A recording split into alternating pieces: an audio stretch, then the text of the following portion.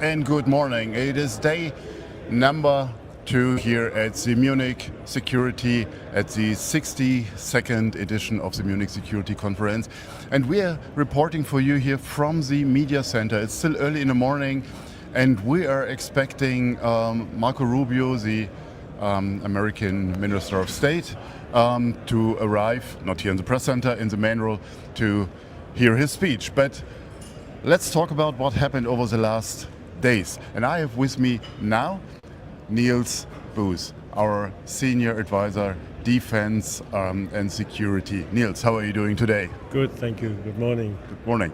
So, it's your first Munich Security Conference. So what is your first impression, besides this overwhelming police treatment that you get here? My first impression is that there's a lot of tension in the air in many ways for the geopolitical situation, but also because of all the activities around in the inner city of Munich. Yes, absolutely. And what we heard over the last days is that in political speeches, there was the Greenland Moment as a moment for Europe, and it's wonderful to have a Dane here to talk with me about it. So, what happened in the last days here? We had on Thursday evening the first successful launch of an Ariane 6-4, and they delivered the first batch of the Amazon Leo constellation into space. It was a flawless launch, as you might have seen. We had the chance to see that from the Ariane Group reception, and it was absolutely wonderful to see. On Friday morning, the next big space thing happened. Sophie Arnaud, the French the ESA astronaut with a French passport, flew to the International Space Station. But the Friday also held a number of events here in town. For instance, the BDI started in the morning, and we could listen to the head of BDI talking about his 5 steps or 5 requirements to the German industry. And we had an outstanding presentation or speech by the Finnish Minister of Defence. I would say, that touched me. He didn't say it brand new things, but from a different angle. And I'm not sure how you received his speech. It was a very, very good speech and a very clear speech. Mm-hmm. I felt very much that he was bringing the experience that they have had from living close to Russia for so many years closer into Europe and closer into our environment, which is very, very interesting to listen to. And I simply don't know what this situation and how the civil society responds to that in Denmark, but in Germany we have still a way to go for a total defense structure, that we are preparing ourselves for a conflict that might even happen then or cross over the border. Because we pushed it away for 70 years. It did not exist. It was out of our mind. Yeah. And I'm not sure how you see it in Denmark. Well, it's exactly the same in Denmark. It has changed very dramatically over the last 1 or 2 years, but still the same. Then we also had a number of side events that already happened. And one of them was the very famous BDI Space Night. And we heard a panel about the moon and the strategic importance of the moon. And it was interesting to see, on one hand side, where Europe's capacities lie when it comes to the moon, and then to see how Josef Aschbacher, the Director General of ESA, made I would say, a really fantastic, well-structured speech about why the moon is important. And that included also security, and security when it came to the real estate parts, so the peaks of eternal light or eternal darkness. So we talk about the South Pole, and that's what the race is about. And then yesterday night, we had the pleasure also for a press briefing by Dr. Aschbacher, and I think that rounded up the entire day. So today is a big day. I said it already. Marco Rubio is about to arrive. Yes. What are your expectations? I'm excited to hear what's coming up.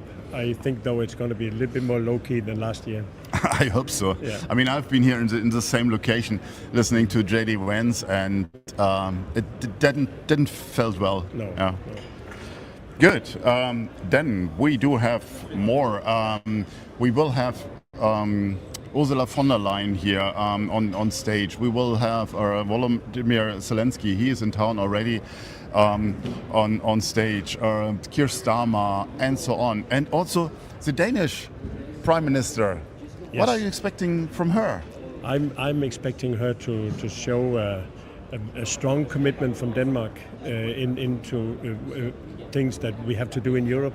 It's been a strong commitment that has been early on for Ukraine, very much new to how we used to react in Denmark, but something that is deeply felt in the Danish public. I mean, you just came back last week from the Danish Defence Annual Conference. I think it's Yes. the correct title. About it as well. Maybe for our audience that didn't read your summary, you can give a perspective of Denmark or the Danish industry, the Danish armament industry for that. Yeah, like any other event these years, this was the biggest ever. So our industry, this theme is gaining momentum. But the general staff or the general acquisition organization was giving an account on how far they are in the different acquisitions, and on land acquisitions they are actually very far now. They are urging companies to speed up the delivery, and I have an idea that's one of the reasons our Prime Minister was speaking with the big primes, that to make sure that we get things early and we are prioritized. On the ships, naval ships area or the sea domain, we haven't really started that much. There's a big discussion on where ships are going to be built, workforces and workplaces in Denmark and things like that. Aircraft or the air domain is we bought F-35, and there's a discussion if that's what we should do into the future. But I think that's settled for the time being. Then there's a lot of air tankers and other equipment, transport equipment that's still up for decision. Interesting. Oh, that's great to hear your perspective on that. So, more what we can expect today.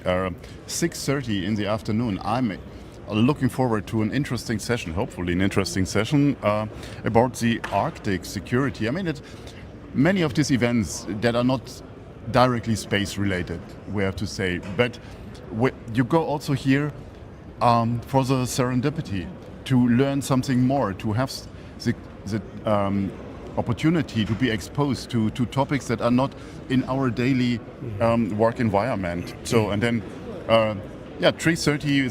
There's a space event and a side event in the Rosewood Hotel, and it's a conversation about European autonomy in space with Ludwig Möller from SP, Laurent Jaffar from ESA, and moderated by the wonderful Juliana Süß. And then, as it's Saturday at the Munich Security Conference, it will finish with the nightcap session, and we will see Hillary Clinton there again, and I'm really looking forward, even it's very late in the evening, but hey, that's this one-off opportunity that you have.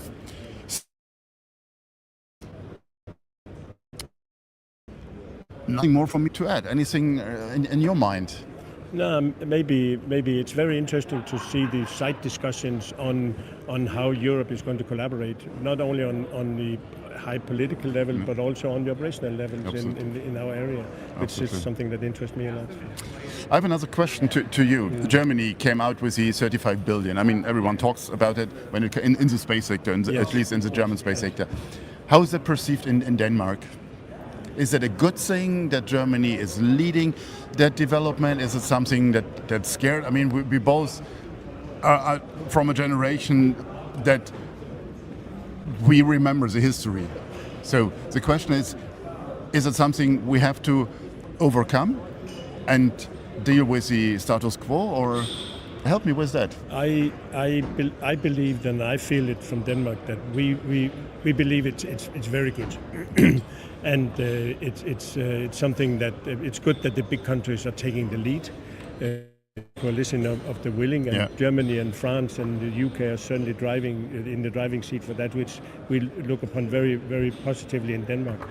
I think what is out to be understood still is whether these big countries are ending up really working together or working individually. And that will make a big difference. Maybe not in the near future, but in the long-term history, that's very important for that. So, and I think another topic, if I may, is that we spoke about when we walked over here, that maybe for the first time in history, the different one different country have a bigger space budget than ESA actually has. Yes. That's a big change, a very big change. So space investments are not so much through ESA into the industry anymore. It's going to be through the defense budgets.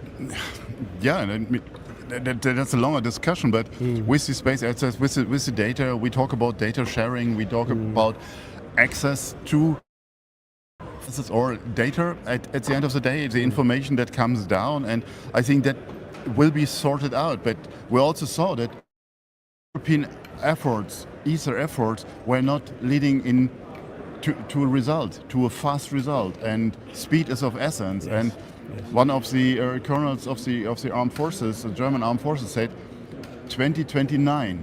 That is the date, whatever it takes, and they're all working full speed towards that.